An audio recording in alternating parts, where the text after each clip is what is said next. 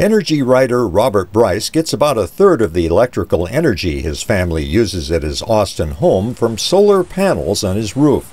But he does not see solar as the answer to rising energy demand. We have to be realistic about what solar can do. It's intermittent and it's relatively expensive compared to conventional forms of electricity.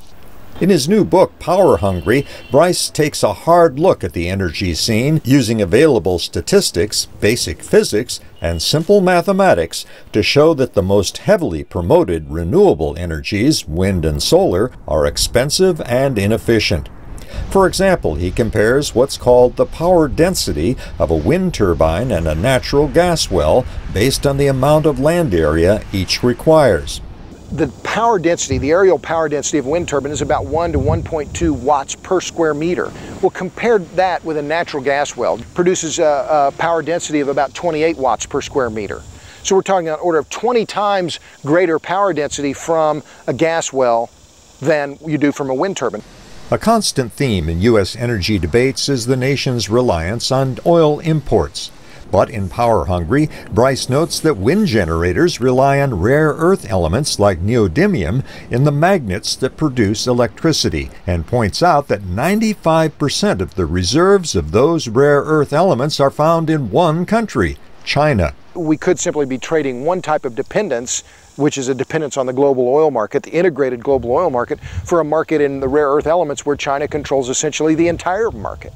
Hydrocarbons are here to stay. 9 out of 10 units of energy, 9 out of 10 units of power that we consume come from hydrocarbons. They are not going away. Second, many of the myths about green energy are just that. They are myths.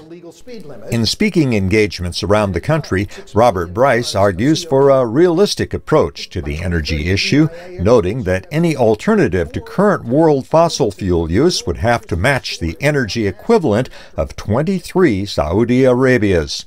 The rhetoric about what we are supposed to replace is completely detached from reality. I mean, the enormity of this challenge is what people easily and I think conveniently forget. Bryce says natural gas is the cheapest, cleanest, and most abundant energy source available in the United States right now, and that nuclear offers the best promise for the future. Natural gas and nuclear are the two energy sources that I see moving forward are the fuels of the future. Why? Because they can provide the scale of energy that we need at a cost that we can afford. Bryce says he hopes research will result in new energy sources for the distant future, but he challenges anyone dealing with current energy policy to be realistic, to look at the facts, and above all, to do the math. Flakus, VOA News, Austin, Texas.